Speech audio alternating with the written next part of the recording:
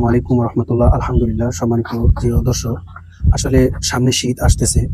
তো শীতের আগে মুরগিতে কিন্তু ঠান্ডা লাগার সব লক্ষণ খুব বেশি, কারণ এখন দিনের বেলা গরম করে এবং রাত্রে শীত পড়ে। এই কারণে মুরগিতে পাখিতে প্রচুর পরিমাণে ঠান্ডা লাগতে পারে, কারণ ঠান্ডার রোগটা কিন্তু মুরগি পাখি যাই বলেন এদের জন্য অনেক কষ্টকর।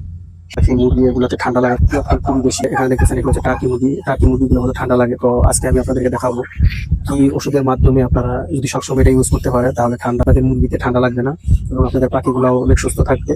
তো আপনাদেরকে আমি এখন এই ওষুধটা দেখাইতেছি। এই যে দেখতেছেন এই ওষুধটা, এটা হচ্ছে পালমোকেয়ার।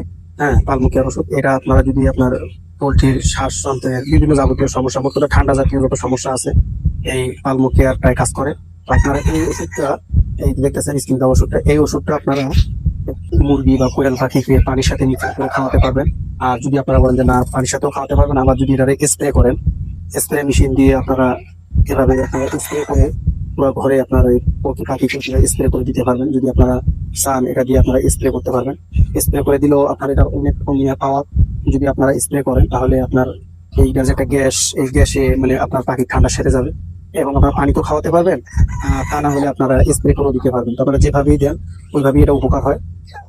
তো আপনাদেরকে আবারও বলবো যে আপনারা এই ওষুধটা, এখন ঠান্ডা আসতেছে, ঠান্ডার জন্য এই ওষুধটা আপনারা ব্যবহার করেন।